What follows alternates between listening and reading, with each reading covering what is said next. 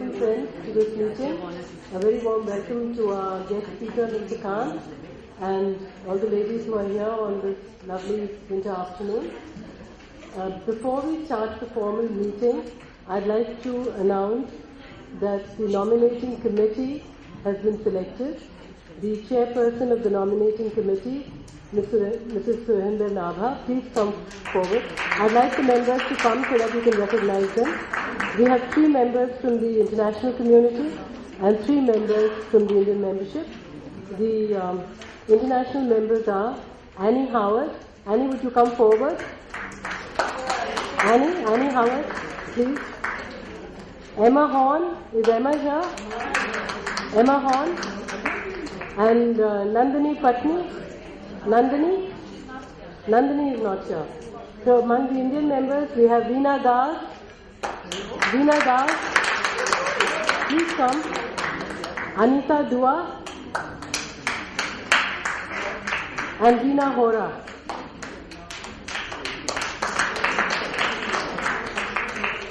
I believe Suhender would like to say something. Good evening, ladies, members, welcome. Thank you so much. I thank the Executive Committee for having found me suitable to be nominated as the nomination chairperson, and we promise we're in a team together. We'll do our very best for our wonderful club. Thank you. And it's important that why we requested them to be here so that the members see them. And it's also especially to request you to please send in your nominations or suggestions definitely before the 28th of February, as we will have to then announce the slate early March. Thank you. Thank you. I'd also like to make one more announcement. We do not have the regular newsletter, but we do have the calendar of events, and if you have not picked it up from outside, please make sure that you do pick it up before you leave. Over to Sunita, who will welcome and also introduce the chief guest. So sorry to disturb the lovely proceedings going on. All I want to say is that the membership would like an emergency general meeting as soon as possible. Thank you.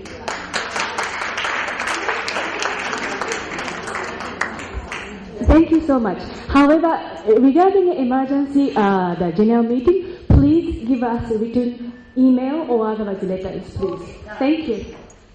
Here's Nita. A warm welcome to everybody.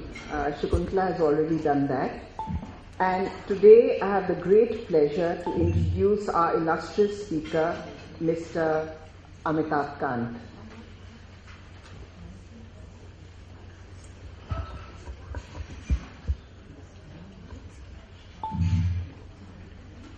I'm sorry, with these touch boards and screens, a little undue pressure and something else happens and emerges. Mr. Kant is presently the Chief Executive Officer and Managing Director of the Delhi-Mumbai Industrial Corridor Development Corporation. This is India's most ambitious infrastructure program, which aims to develop new industrial cities as smart cities, and which will converge next generation technologies across infrastructure sectors. This program will provide a major impetus to planned urbanization in India and is being developed in partnership with the government of Japan. Atsuko, please take note. He is a member of the Indian Administrative Service and he belongs to the Kerala cadre. Mr. Amitabh Kant is the author of Branding India, an incredible story, and has been the key driver of the Incredible India and God's Own Country campaigns, which positioned and branded India and the state of Kerala as leading tourism destinations. We are well aware of these brilliant campaigns. Both these campaigns have won several international awards and embraced a host of activities, and infrastructure development, product enhancement, private-public partnerships, and positioned and branded India based on extensive market research. All I can say is, Mr. Kant, that may your particular brand of committed bureaucrats increase. Mr. Kant also conceptualized and executed the Atithi Devo Bhave, which means in English, the guest is God, campaign to train taxi drivers, guides, immigration officials, and make them stakeholders in the tourism development process. He has also been the National Project Director of the Rural Tourism Project of UNDP.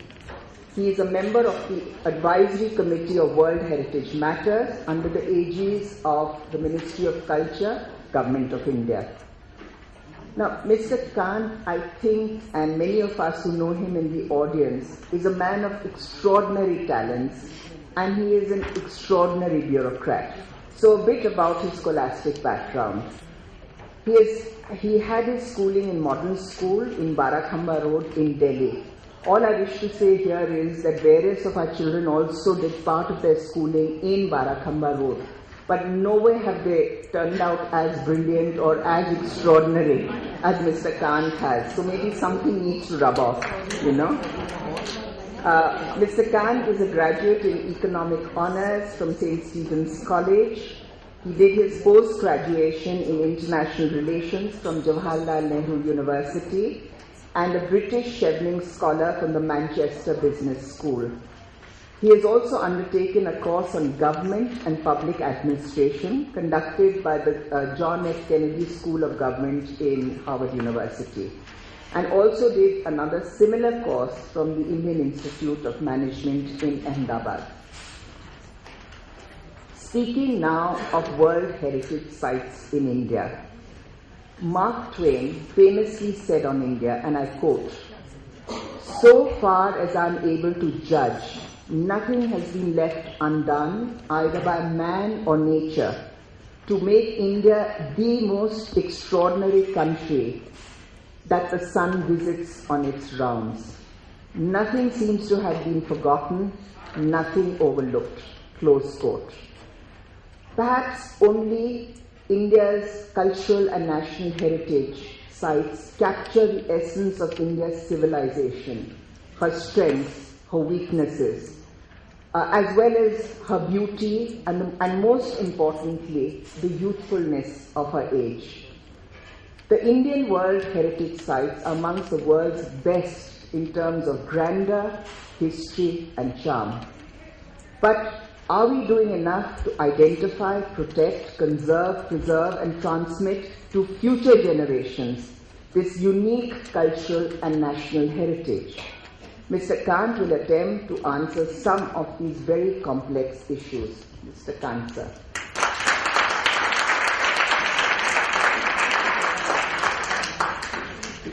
Thank you, Sunita, for those very kind words. Great pleasure to be in the midst of such a great audience. You want me to speak for 45 minutes. I've never really spoken in my life for 45 minutes before such a charming audience. But let me try this one. You know, historical economists conjecture that India's GDP was the highest in the world around 1500. And it was soon overtaken by China, and around 1600 AD, both China and India accounted for almost about 72% of the global GDP. But around 1900, their GDP had slumped very badly because the center of economic power had shifted radically from the landmass of Asia to the seabound states of Europe, and that is where the Industrial Revolution had happened, and therefore by around 1900, India's GDP had just come down to 3% of the global GDP. What we are seeing today is really, in many ways, a re-emergence of the Asian civilization as the center of the global political and, more importantly, the economic power. As this happens, and as India modernizes, as India advances, as India's economic strength grows, it's very important for India to modernize and become a contemporary nation. But it's also very important for India to retain its heritage, its culture, and therefore it must modernize within a traditional framework. And it must have a certain sense of pride in its history, its heritage, its culture, and its architecture. And when you modernize, it's not just on the strength of what is broadly termed as the hard power of manufacturing or your strength as a great economic power, but what Joseph Nye, Harvard professor, says he coined the word soft power. And he said a country like, and he's using it in the context of America, but in the context of India, it's important that India's soft power rises. And to my mind, India's soft power is essentially its power of art, culture, history, and architecture, on which I'll try and dwell at length. The Indian history is one of multiple waves of people coming in. The Indian subcontinent has accommodated multiple waves of people that have flowed into her geographical boundaries, be it the Central Asians, the Greeks, the Mongols, the Arabs, the Dutch, the Portuguese, and the French, the British. Each of these, in many ways, is a distinct story. But collectively, they all weave the story of India. My first posting when I got into the service was in a place called Telisheri, where Lord Wellesley was the first sub-collector, and he later went on to become the Duke of Wellington. And this was in Calicut, on the Malabar coast of Kerala. And then I discovered that was the place where Vasco da Gama had landed in 1489, discovered India. This was the region which subsequently saw the influx of the Dutch, the Portuguese, the French, and the Arabs. So while globalization is talked about today, and it's talked about as a 21st century phenomenon, but India has essentially been historically a global village. It's witnessed all these different influences through its history, and that is probably has made India the most diverse nation in the world. And much of India's fascination lies in the fact that it is a young nation. And this year, when we got a year older on our Republic Day, the population of India became younger, and actually the median age of India's population is just 25.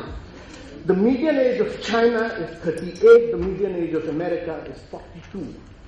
So it's a young nation and an ancient civilization rolled into one, and where the past and the present constantly collide. And in many ways, this history of Indian heritage sites, if I were to give you visuals, just pretty visuals, I will not be doing justice to it. In many ways, the history of the Indian heritage sites is a history of India. And the recorded history goes back to almost 5,000 years to the Indus Valley civilization, where excavations reveal a very, very sophisticated urban culture. Cobbled streets, huge baths, canals, engraved seals. And some of you should take time to go and visit Dholavira in Gujarat to discover this. All this, seals, baths, canals, everything, but no words, no names at all. On the other hand, the Aryans who came later left only words and names. No material remains of their existence have been found. Not a stone, not a seal, not a city wall. All that we know of the Aryans is from the knowledge of the Vedas, the hymn book of knowledge. So we piece together their world, the world of Aryans, from their words. They were patriarchal, there was ritual sacrifice, they knew of gold and bronze, they built with wood and measured wealth in cattle. The earliest archaeological evidence of the early Aryans in India comes from excavations in Hastinapur in North India, dating only to 2000 BC. The half millennium before 1000 BC that Aryans spent in India remains totally unchronicled. Hence, the early Indian history is essentially Shruti, wisdom received by the years. The hymns of the Rig Veda, composed by them, are till date recited in many of our households, in temples, even in the 21st century. A less happy legacy of the Indo-Aryan world was the division of society into 4 varnas and the caste system. Now, this may have been a very rational ordering of society at that particular point of time, but it has degenerated into a system of inherited discrimination which continues to have a very major hold in our society and politics. Much later, it is only with the Buddhists that the history became tangible. The stupas at Sanchi and Barhut were the first complete impressions of the land that Aryans occupied. The newer waves of migration that came in from the west pushed Aryans eastward. They came into the fertile lands, and Aryans gave up their nomadic pastoral ways and settled down to farming. Now soon trade, industry, commerce and urbanization flourished, and there emerged the states, the monarchical, the republican states of the Aryans. But Aryans moved out, and they moved out from the basins of the Indus and its tributaries along two routes. They broadly occupied two routes, the Uttar Path that shadowed the Ganga eastwards, and the Dakshin Path that swung southwards along the Arabian Sea. Now these axes of migration, Uttar Path and Dakshin Path, became the routes for trade, they became the routes for transit and the spread of Buddhism across India. They also became the axis for much of India's architecture and sculpture, the two signposts of Indian history. For the first 5 centuries after the collapse of the Mauryan Empire in 184 BC, even as dynasties was spawning and disintegrating, the trading class in India at that period grew, and it grew rapidly. It grew from wealth to wealth because they were ferrying goods to and from the mighty empires of Rome, Greece, and China. Buddhism primarily became the religion of the merchant class, and it flourished. It flourished during this period. So many of the rock-cut caves we find in central India exist entirely due to the munificence of these merchants. Situated on the Dakshin Path, they served as sanctuaries for the traders.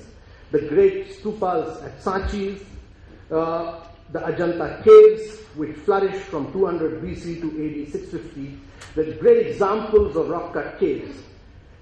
Now the years between 300 to 500 AD was the unifying period of the Gupta dynasty in India. This was the classical age of North India. Art and music, literature and language flourished in many ways. The cave paintings of Ajanta, the dramatic compositions of Kalidas all touched extremely inspiring levels in India, and this was also the period of seminal works in astronomy, medicine, maths. The zero was invented. And therefore, this was truly the golden age of the Gupta dynasty in India. But very little survives of their architecture of this period, and this was largely because of the demolishing instincts of the invaders and the non-durable structures that were built which were built when not used. Now the emergence, but at the same time what was happening in certain parts of North India was the emergence of regional satraps. And the emergence of these regional leaders led to the emergence of the temple architecture at Khajuraho and Konark. And this was during the rise of the regional states from about 700 to 1200 AD. Now meanwhile in the south, the south of India was witnessing a very different terrain. In the first century after the birth Christ, we saw the emergence of series of small kingdoms. And actually they left their imprints. The Pallavas of Kanchipuram, the Cholas of Tanjavur, the Cheras, the Chalukya, the Rashtrakutas. And there was in many ways a re-emergence of the religious fervor of the north in the south between the 5th and the 7th centuries, as Brahmanism percolated southwards. And suddenly we found in the south the huge worship of Shiva and Vishnu that had swamped the north earlier, caught the imagination. The Shiva and the Vishnu caught the imagination of the people and the kings in the south. And this led to huge temples and temple towns being created. And many of these are flourishing temple towns of the south today.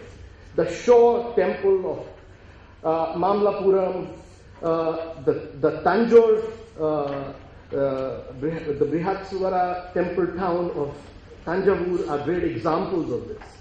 But let me switch back for a minute to the north.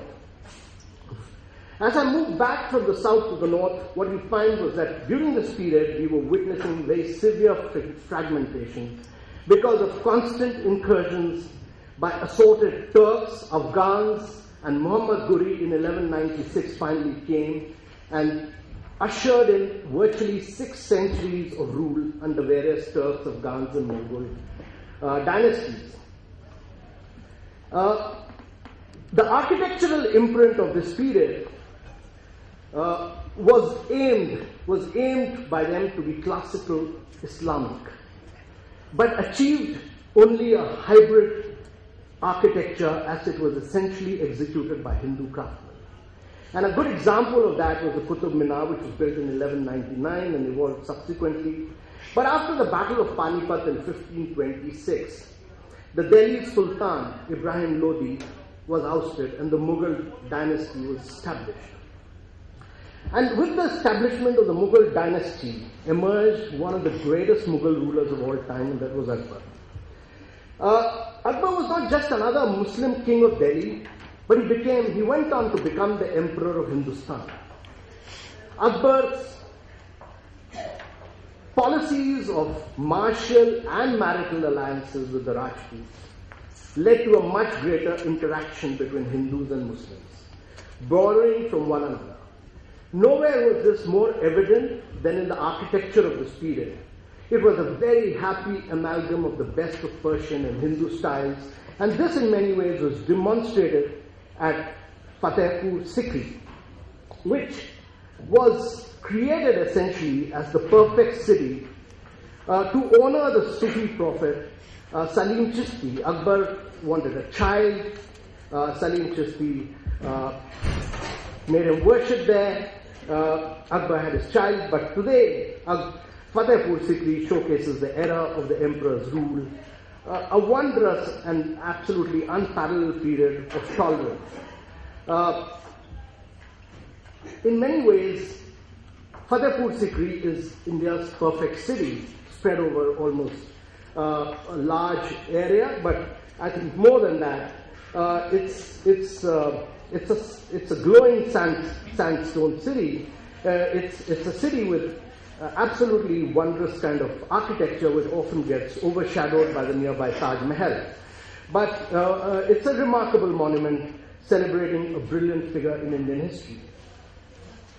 This fusion style which Akbar initiated was actually perfected under Shah Jahan, who believed that building was, and Shah Jahan was a great builder himself, and he truly believed that building was an integral part of empire building, and the period of his reign was the golden age of Mughal architecture.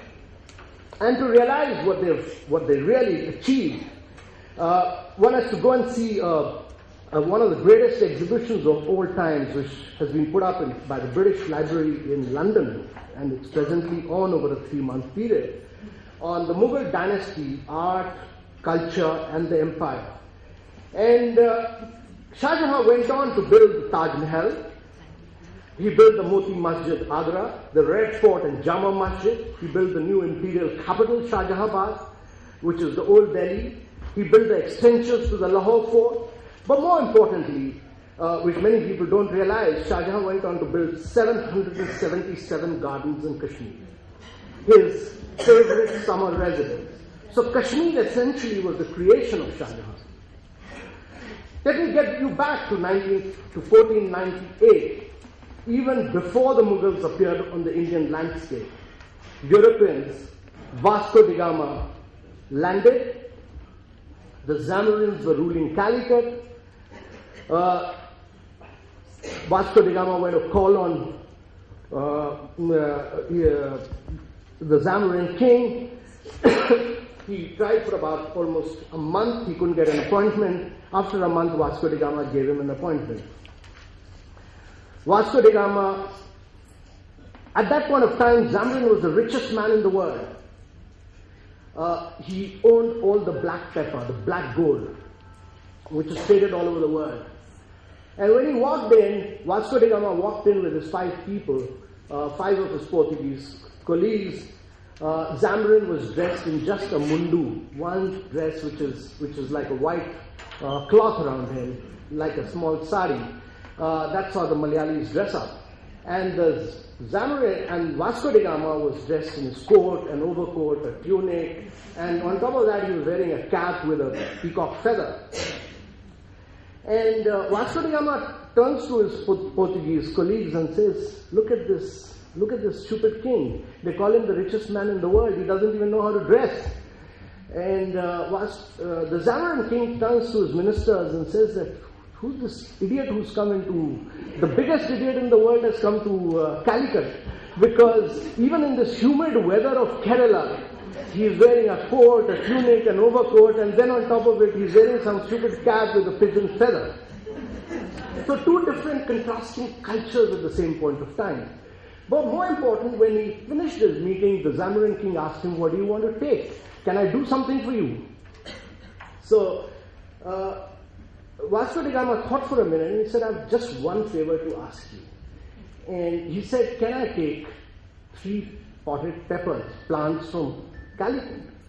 So Vasco da Gama's only ambition at that point of time was to carry pepper, which was the richest commodity in the world at that point of time. The Zamarin king turned to his ministers and all of them in one voice said, give him anything but don't give him potted pepper. So the Zamarin king said that all of you are fools. He can carry pepper, but he can't carry the weather of Kerala. And therefore, he gave him 3 plants. The story is that Vasco da Gama took these plants. He did not go back to Portugal. He first went to Brazil and planted them, and that's from where the competition to pepper started. So we had the Portuguese, we had the Dutch, we had the French, and therefore we saw on one side the great emergence of the Goanese church. And they are wondrous architecture in many ways, those of you who discovered these churches. But during this period, the Mughal India traded with the Europeans. In fact, East India Company functioned as a maritime auxiliary of the Mughal Empire. Thanks. In fact, Sir Thomas Roe, the ambassador sent by the British King James I to Jahangir's court in 1680, extracted the Farman, the royal license to trade, in lieu of protecting Mughal commercial and Mecca-bound traffic from Portuguese raids. So they came in as traders only to protect the Mughal Empire from Portuguese raids. But gradually the British company expanded. The East India Company expanded, its holding in India grew, and the mighty Mughal Empire disintegrated. Commercial activity led to political control, and the Mughal Empire, as we all know, its sphere of influence waned and the sphere of influence of the British increased. Now, during the British period, we witnessed the Victorian Gothic revival architecture, a great example of which is the Victoria Terminal in Mumbai. We also witnessed the mountain trains of Nilgiri, the Darjeeling, Shimla, all of which are great World Heritage monuments. And they became a part of the landscape, a part of the life of the people. These are regular steam-operated sections of Indian railways. Now, I've broadly tried to take you through a history of India to reveal the different influences which came into the architecture of India during this period. But any story of India's past with reference to its heritage sites will not be complete without reference to 2 great Britishers, one of which was Cunningham, who created a completely new era in the history of archaeology in India. And actually it was Cunningham who wrote the first note to Lord Canning and then was later appointed the first Director General of the Archaeological Survey of India.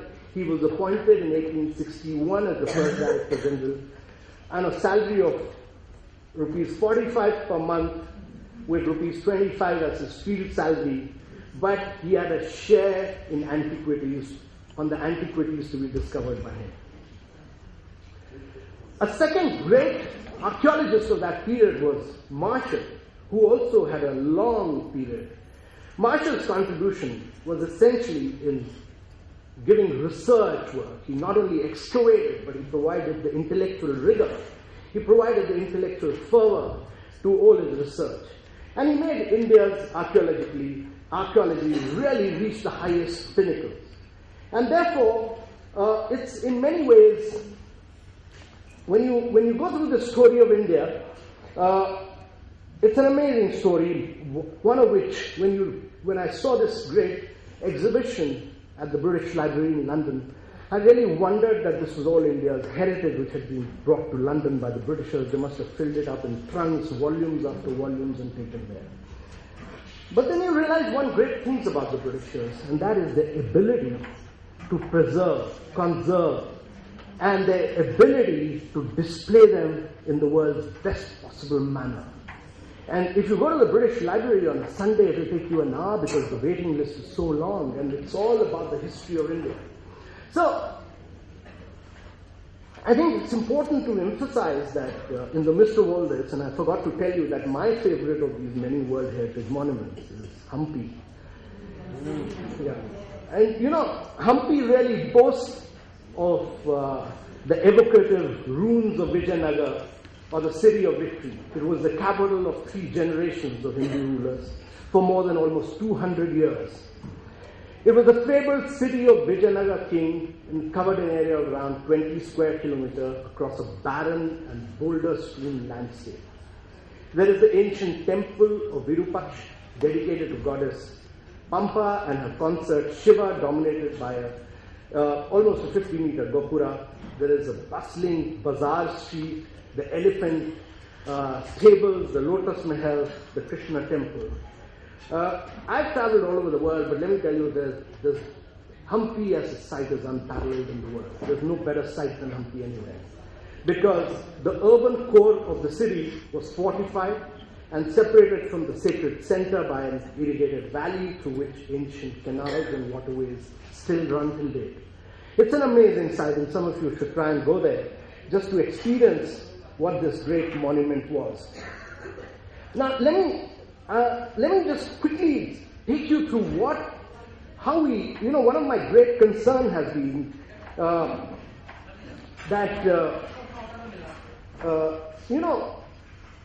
tourists will never come to India if our cities become highly polluted, if traffic is obstructed, if there's unending encroachment on roads. And my objective today in this talk is not just to talk about India's architecture, but how do we bring in a sense of reawakening, how do we bring in a sense of rejuvenation about our heritage. And therefore, it's important to understand that if we have unending encroachments on roads, if our approach to monuments are littered with slums and surrounded by pestering beggars and of stray cattle roam all around the city, then any amount of campaigns, any amount of glossy brochures, we'll never be able to sell a destination. And therefore, to my mind, the aspect of governance of heritage sites is a very critical area. If you were simply to project Delhi as 9 cities rolled into one, each with history and heritage of its own, each with scores of incomparable monuments, with cleanliness and experience, the tourist will become our best ambassador. Just to give you one example, Paris today largely is due to what Baron Haussmann, encouraged by Louis Napoleon, did to it during his prefecture from 1853 to 1870. By rebuilding Paris and making it a symbol of national pride and elegance, he gave a completely new life to the entire nation. And Paris is France, and France is Paris. It is the brightest jewel of France's civilization and culture. It brings millions of tourists, brings absolutely millions of tourists to France from all over the globe, and is the mainstay of our economy. And in many ways, France embellishes this jewel every year, and its sparkle attracts more tourists and accelerates the rate of growth of the economy. From every dollar spent, France earns $375 from tourists every dollar that they spend on archaeology, they earn about $375 from tourists, as compared to a mere 78 in Australia and just about 12 rupees in India. It is a beauty, grace, and civilizational face of Paris that makes the difference. Now, I will come a little later to what we've done to some of our heritage sites, but let me quickly take you through this quick, some visuals, and then I'll come to what we've done to some of our sites. And essentially, World Heritage properties are outstanding universal values. But if you look at a World Heritage sites, they are largely skewed in favor of Europe and North America, whereas the real civilization and real aspects of heritage sites, some of the greatest sites are in Asia, but it is skewed because the nature of collection is, I don't want to get into that issue at this point of time, but Europe and North America, which do not have much of a history as compared to India, especially North America, has 49% of the heritage sites as compared to 21% in Asia and Pacific. So India has about 29 heritage sites. We have 19 World Heritage Sites with ASI. We have 2 with railways, 1 with Government of Rajasthan, 1 with the Bodh Gaya Temple Trust. But I'm just quickly taking you through this, through these sites. These are the list of World Heritage properties in India, the cultural monuments, a whole vast range and a vast variety of them across the length and breadth of India. We have 6 natural properties inscribed in the World Heritage list. These are the natural properties, and therefore you have Kaziranga National Park, you have Sundarbans National Park, you have the Western Ghats and so on. But more important than that is that we have the intangible cultural heritage of humanity, in which we have about 8 different oral traditions, starting from the Sanskrit theatre of Kutiyattam to Ram Leela to Buddhist chanting of Ladakh and so on. But many of these cultural heritage sites have suffered from several aspects of development, infrastructure, management, natural events and disaster. I don't want to get into these issues, but these are some of the concerns which have been raised. And let me just quickly try and take you that they face several threats and risks in Asia, one of which is, of course, lack of proper management plans, development pressures, environmental influences, uncontrolled tourism, natural disasters, and so on. But I quickly want to take you through what I feel we need to do and what we tried to do in the Ministry of Tourism when some of us worked on some of these sites. And one of which was Ajanta, which I really truly feel is one of the greatest artistic jewels of India. And this is Ajanta, discovered by a British soldier. And when he was standing on top of the hills, and then he went down and discovered this one of the greatest. It has about 30 caves, and they have some of the greatest paintings of that period. This is so. We did this project around close to about 2002, 2003, and when we went to Ajanta, we found the ravaged landscape at the foot of. There were about 340 odd encroachments, shops around it. We had a whole slum of stalls and ramshackle structure. We had all this. Anybody could come and put up a stall there, and we had this completely chaotic parking. We had clumsy signages, extremely poor sanitation, approach through a degraded environment, disorganized entry, completely inadequate guidance, and a virtual invisibility of the paintings.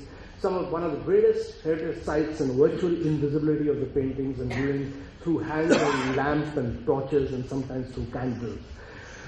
We took this up as a challenge, and we took all these shops about almost 3 kilometers away. We relocated about close to 350 shops 3 kilometers away.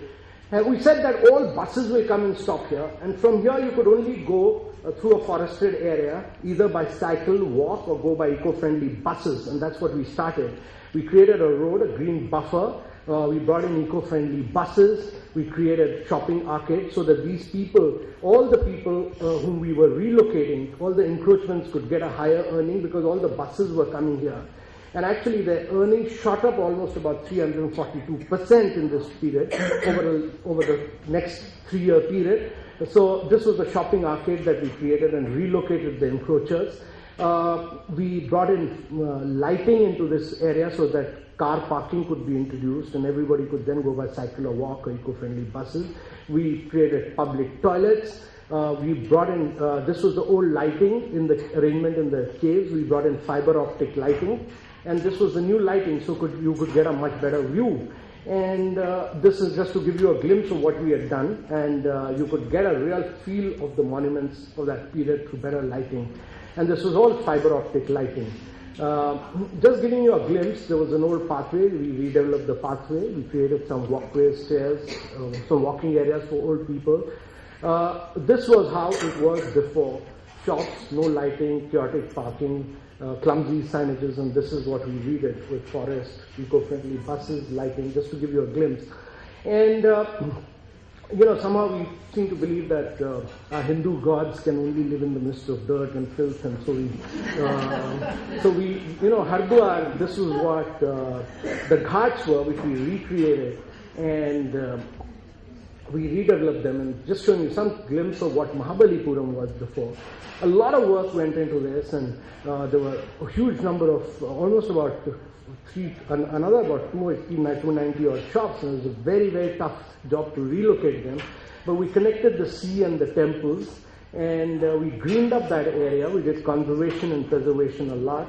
And just to give you a glimpse of what conservation was, greening, conservation, preservation in that area. Now, I'm just trying to say that, it's very important that we make a difference to our heritage and culture. Many of us don't realize that this was Humayun's tomb, and this was done in partnership with the Aga Khan Trust, actually. And there were shops outside the Humayun tomb. And all these were relocated, all this was redeveloped, and all this was taken away, and a lot of green patch was created in front. All this was demolished during this period of 2002, 2003, 2004. And this is how Humayun tomb, after conservation and preservation, and this is how it is now. So a lot of work, maintenance of archaeological sites is very tough. It requires a lot of discipline, it requires a lot of detailing, but we've done the lighting of monuments and they look fabulous, and suddenly I find that the ASI doesn't put on the switch anymore, and it doesn't even replace the bulb. So these are challenges. But let me come back, because I talked to you about Paris, and but one must understand that in sharp contrast, we have the case of, I gave you this example of Paris and how it represents the beauty and the grace and the civilizational face of Paris that makes all the difference to us.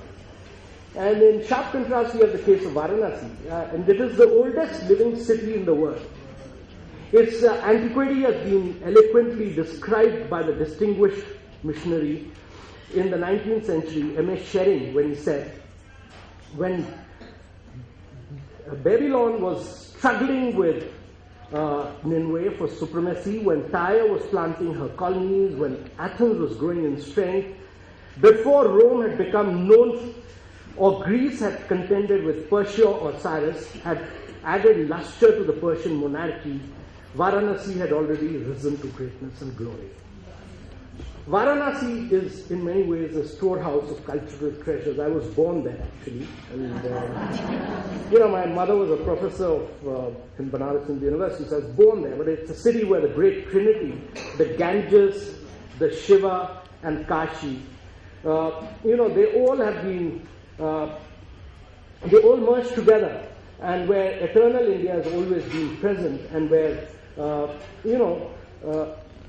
there are mysteries of existence and the meaning of both life and death. For a Hindu and for the Hindu civilization, the mysteries of existence and the meaning of both life and death, of life and creation and destruction, have all been explored in Varanasi, and with unmatched depth and subtlety. And what have we made of it? When Mark Twain visited it, he visited Varanasi and spent almost a month, and he in his very inimitable style, observed, Varanasi is older than history, older than tradition, older even than legend, and looks twice as old as all of them. put together. Looks even twice as old as all of them put together. Well, I'll quickly take you through a walk around the city of Varanasi and show you what the city is now. It's almost on the verge of a collapse. So as you get down at the airport and start going to the main road, some of these visuals may shock you, but I think it's better to be honest.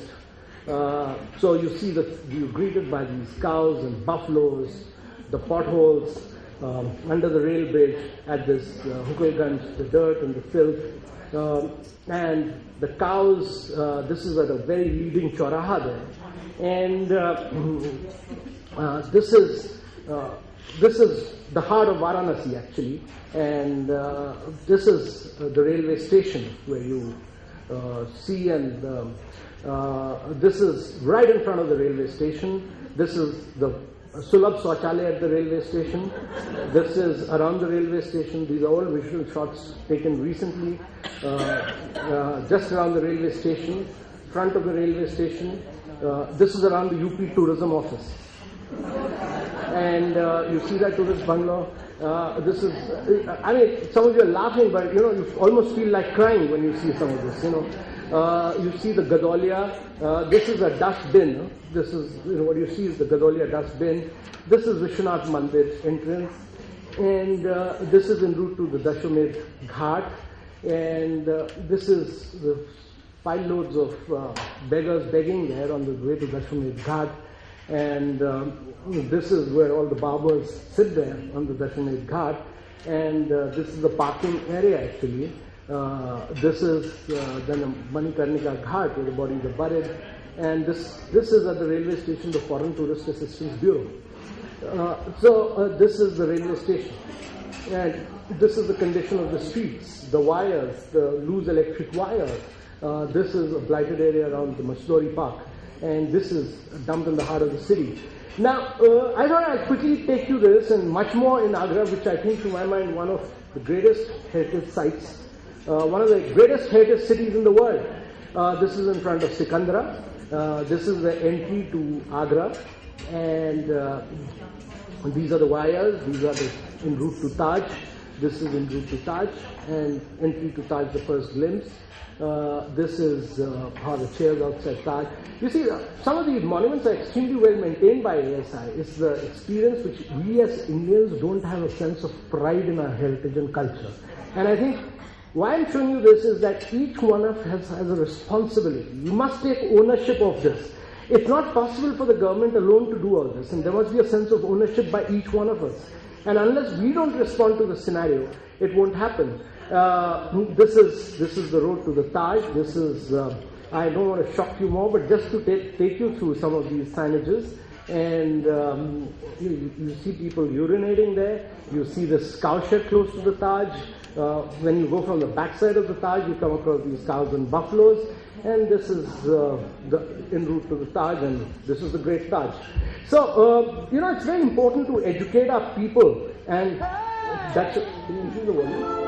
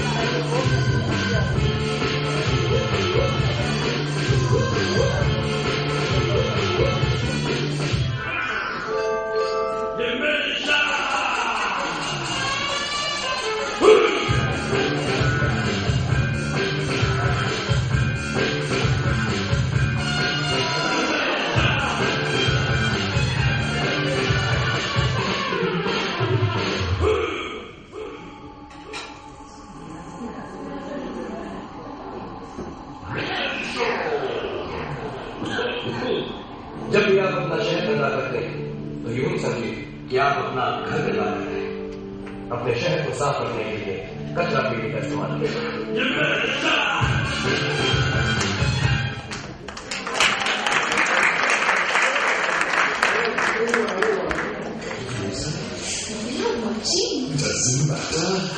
Today our grandchildren will come here and marvel at how romantic we were. 100 साल पहले मुझे तुमसे प्यार 100 साल बाद जब यहाँ कोई आएगा कहेगा कौन ये DFL लिख के गया.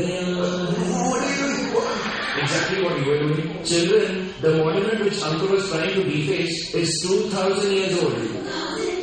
Our monuments are our heritage, our legacy, our pride. It's our duty to protect and preserve it. Come forward and resist.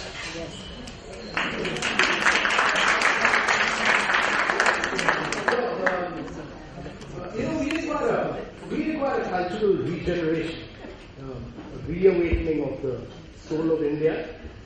The soul of India about which Pandit Nehru had spoken so eloquently on the midnight of August 15, 1947, and actually pledged ourselves to building a mighty new India. But it should be mighty in thought, mighty in decade, in our deeds, and mighty in our culture, and mighty in our service to humanity. And therefore, I think, to my mind, we need a complete regeneration amongst ourselves, a complete reawakening.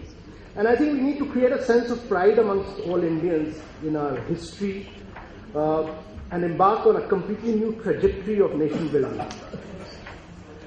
I think we need to take a giant leap forward so that, when a tourist really comes to India, and many of the international guests who are sitting here, when they come to India, spend time here, they should in many ways get physically invigorated, they should get mentally rejuvenated, and feel India, as Roman Roland had said, feel India within them. But let me end with this. It's not just the heritage, as I've been emphasizing, that this cultural regeneration and reawakening. It's not just the heritage sites, it's not just the unique monuments, but it's the people who make the difference. It's the soul of the city, the soul of the place is essentially in the people of that place. And let me end by this with this quote from one of India's great writers, and he was a Muslim. He was a Muslim. He wrote in Persian, and his ancestry was Turkic. But he considered himself as the luckiest man to have been born alive in 14th century India and to have India as his motherland. And writing about Delhi of the 14th century, he then wrote, Amir Khusro, the great writer, then wrote, how exhilarating is the atmosphere of India. There cannot be a better teacher than the way of life of its people. If any foreigner comes by, he will have to ask for nothing, because they treat him as their own, play an excellent host and win his heart, and show him how to smile like a flower. Thank you very much.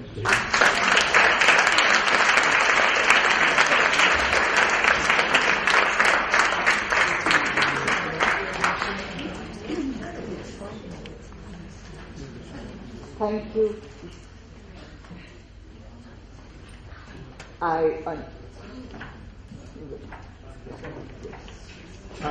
On behalf of the club membership, I want to thank Mr. Kant for his very thought-provoking talk where he outlined history not in a linear way, but the way history evolves.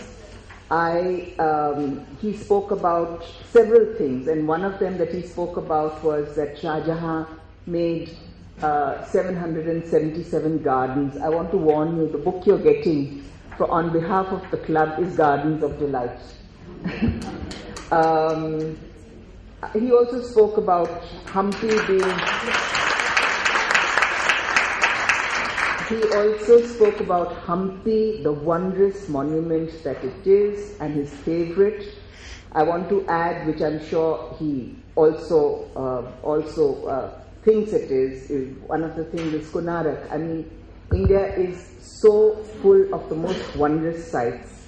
And Mr. Kant, you spoke about how Baron Haussmann, he created all these massive avenues in Paris.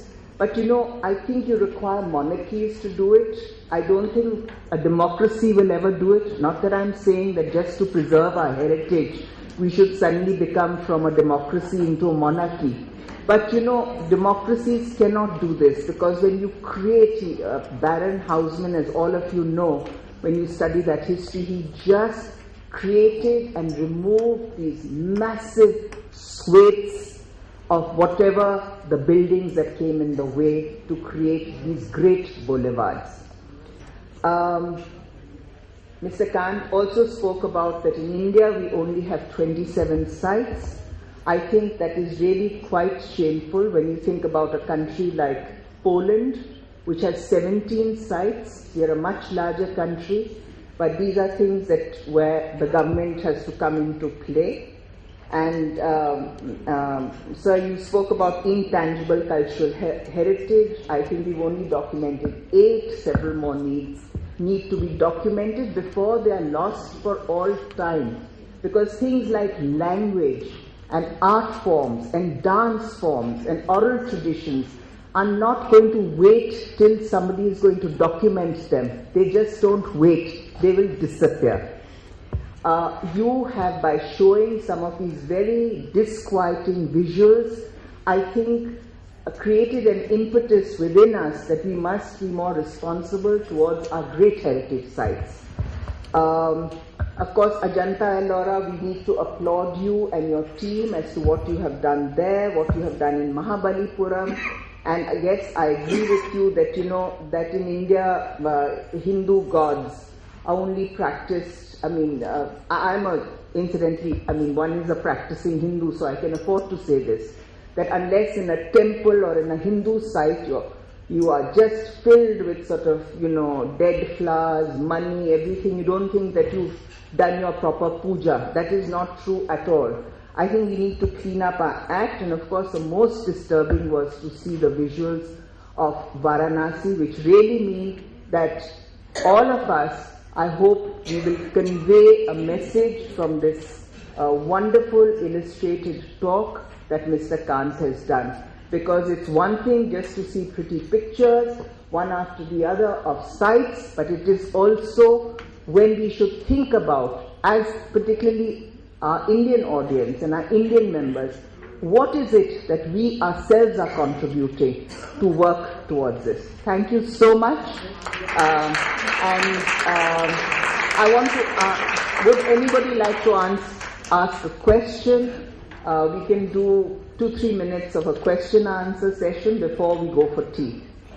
Yes, Lakshmi.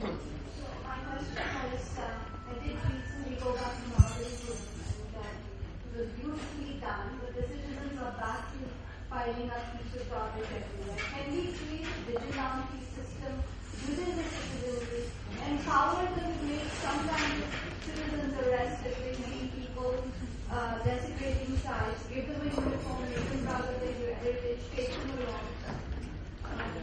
See, one of the big changes that is taking place in India is that governance has become a two-way process. You can't give orders anymore and expect them to be obeyed. You have to constantly interact with the people, and the civic society has taken over a very significant role. And actually, in some of these sites, government will do things, but wherever I've gone, and I'm telling you, it's very different, very, very difficult for government to, because government creates things and then finds it very difficult to operate and maintain it over a long period of time. And unless and until the civic body, the civil society takes it over in some manner, it's very difficult to sustain it over a long period of time. And therefore, to my mind, in the Indian context, as we are getting younger and younger and young people are coming to the fore, this two-way process of governance and this maintenance of heritage sites by the civil society will have to play a very critical and a very significant role. Elise? Thank you. So thank you for this very inspiring lecture. What you think and what to my mind is a question, it's truly a question. In Europe it works that people pay taxes. Taxes are administered by the state or the government, or the state reinvests these taxes in the maintenance, infrastructure, whatever of the community. It seems to me that in this most wonderful country, in which I'm living now, in this process, in this system, something is sort of there's holes, there's lacks. And it's true that people should take care of it, and people should get ownership of the thing. But if the garbage can get emptied up by nobody, it doesn't make a difference whether it's wrong to take the garbage can or just on the It's a question. Thank you. So, one of the points I spoke about was about governance.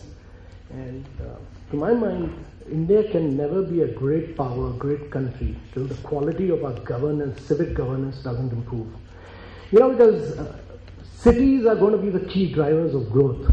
70% of your GDP will come from cities. Every minute in India, there are 30 people who are moving from rural areas to urban areas. And therefore, by 2030, you will have 350 million people getting into the urbanization process. By 2050, you will have 700 million additional Indians getting into the urbanization process. That is 2.5 times the present size of the United States of America. This is the challenge. The urbanization is the big challenge, and to my mind, unless and until we don't have very strong, firm... Sunita spoke about monarchy and democracy, but we've made an excuse of non-governance and started saying that we don't govern well, we are not firm, we don't implement our laws, we are not ruthless about implementation, and then we blame it on democracy. Democracy is a perfect system, but democracy must be... The rules of democracy must be implemented with absolute ruthlessness, in my mind.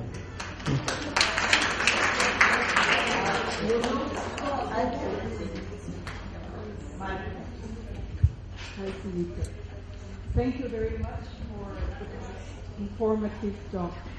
I fell in love with India when I was a young girl in the Philippines. And I'm so happy that my husband is now assigned to India. Oh, lovely. And I'm so amazed how beautiful India is. I have been to several places. Now, when Sunita spoke about it's only in monarchy that we can build, maybe it was before, but democracy, just like what you said now, is also capable of doing it. But of course, only with the cooperation of the population itself. The private sector, for example, which I think you're a part of. And the preservation is equally as important as tourism. I think tourism should not be the focus. It could create revenues, but it should be more the education of the people in being proud of being Indian and of their heritage. And that might be the start of it, and that education in schools should be more geared towards this development.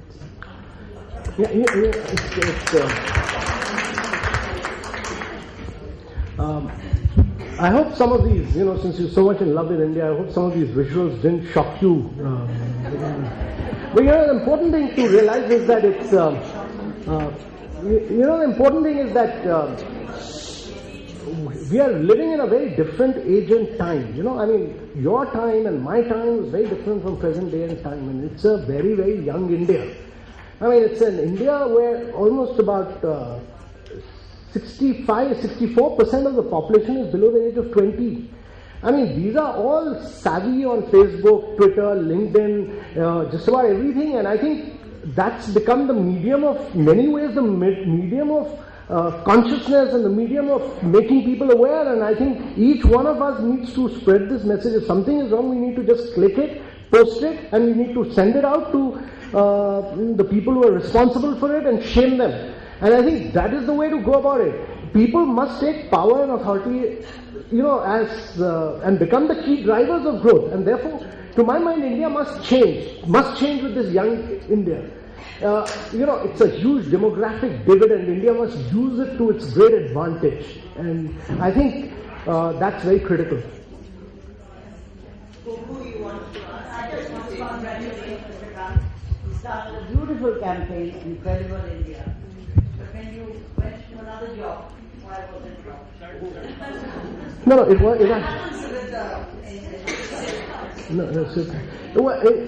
it hasn't been dropped, but probably the momentum has slowed down quite substantially. But that happens. Some people do it with passion, some people do it on files.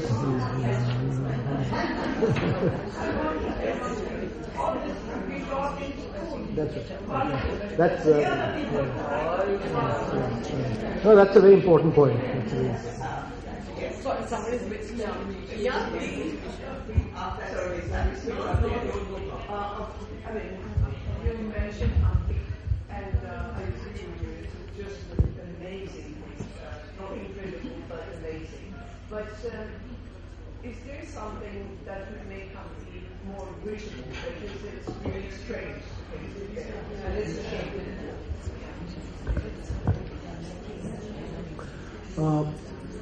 One is that there's some great resorts coming up. No, I'm coming to the connectivity bit. I'm coming to the connectivity. Part of the problem with Hampi was that it's a little far away. It didn't have good connectivity. It didn't have good resorts where you could stay for a long while, because Hampi requires, for you to really discover and rediscover Hampi, it takes you 3 to 4 days of walking around the site. So one of the good things that's happening is there's some very nice resorts which are coming up in that area, so people can stay for 3-4 days. The Karnataka government is connecting it up with a smaller aircraft. One of the smaller aircrafts will link up Hampi close to it. And I think the overnight train which takes you to close to Hampi has a pretty bad first class. They've improved the bogies of those train compartments. You can go by train from Bangalore to Australia. Yeah, that's how I did it. But I mean, still, it's a long way. Yeah, I know. Yeah, I think they've been trying to connect it by air. They're creating an airfield pretty close to it. Actually, Jindals have an airfield pretty close to it. They have a steel plant and they have an airfield, so they are trying to link it up by an air flight close to it.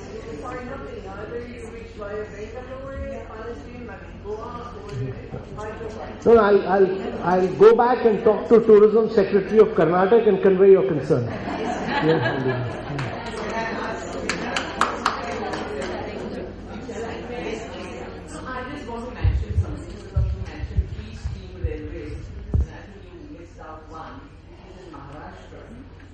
yeah, I know.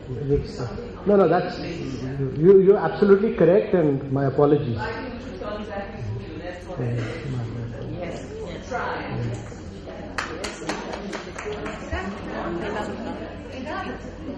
have a question. Can I just add to what Smita said over here?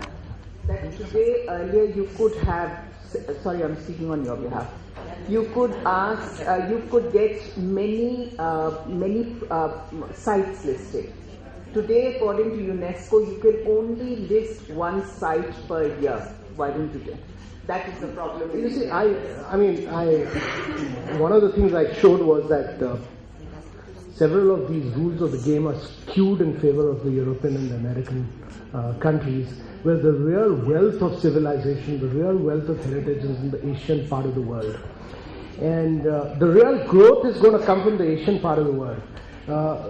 In terms of economy, in terms of, and that's why I started off my talk by saying that the center of the universe is shifting again.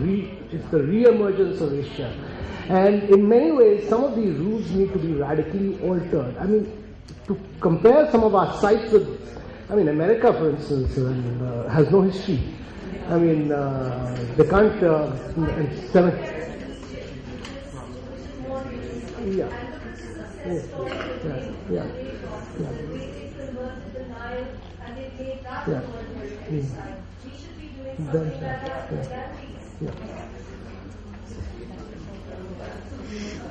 The last two questions. One thing is being taught in schools and colleges. Okay, so I belong to the new India, right? So I decide, okay, I want to work for a cause. One thing is the means. How can we contribute towards the movement? I've read about it, right? I see metros in Delhi being, urinated in. But if you go to India Gate on Saturdays and Sundays, you see a lot of garbage lying there. So it's picked up. There's always a solution even for the littering that happens. But if as a youngster, as the youth of India, you want to contribute, what kind of means are given to us so that we can get involved in any project? It's not just about the heritage monuments, but what are the means? Even if we're educating in schools and colleges, how can the youth, which is the next generation, get involved? No, I think one is to be very clear about your objective and define your objective to say that I want to change I want to work for one particular. It's better not to take up too ambitious a task. Pick up one monument and say that I want to work around this. It's maintenance, it's operational, it's cleanliness. And I think go to the Archaeological Survey of India. I'll fix your appointment tomorrow. And tell him that we want to own this monument and we want to keep it neat, clean and tidy. We want to invest our resources for the next 3 years. Enter into an MOU with it and say that your club is going to maintain it for the next 3 years. And I'll fix your appointment for tomorrow 11 a.m. in the morning.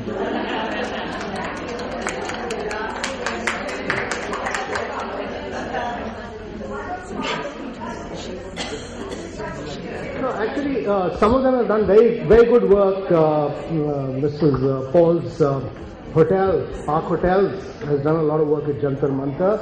Oberoi's have done it lighting of the Humayun tomb. So several of them have participated in this whole process but we need to institutionalize this in a much better way.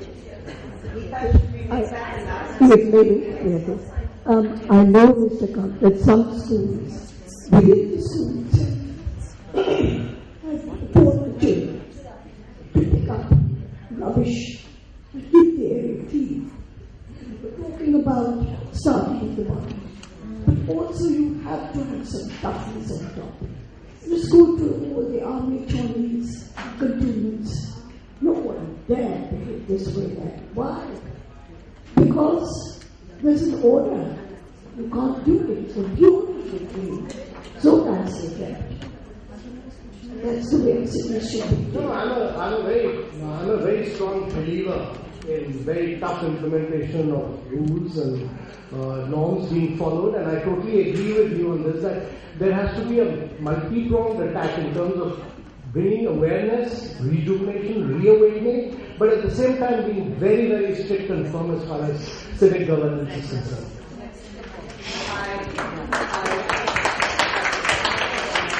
Very ultimately the last question.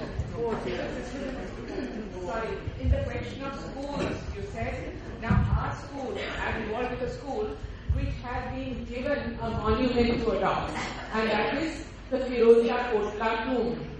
Now our children go there and they, hold painting classes and things like that, and then they try to sell these so that they can raise some money. But then eventually what can they as children do beyond that point? Plus we have made a documentary, which Sunita knows about way people behave like we showed here.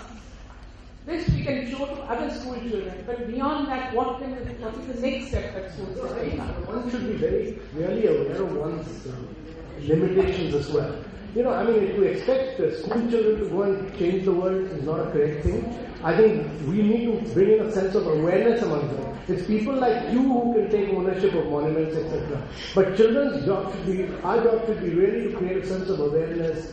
You can't expect children to go and maintain a monument or raise resources. No. Their job is to study, they must study, but our task is to make them fully aware of it. But all of us put together, if we feel strongly about things, then we need to clearly say that we are going to pick up 1 or 2 monuments and make a radical change in it. Amitabh, I have to thank you again also for this superb question-answer session, which has actually led to more thinking, and I think it would be wonderful if WIC could adopt a monument. That would be something that we would be doing outside of ourselves, and everybody could contribute. I think that's so wonderful, and we will, if it gets picked up, Amitabh, we will take you up on your good offer and meet all the right people at the Archaeological Survey.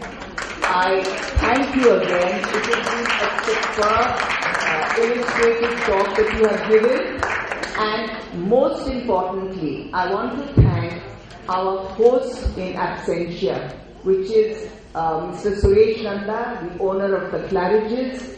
He is, I think, sitting in London, but he offered us this whole, his venue, all the arrangements, as well as the high tea, to which I now welcome you. Thank you.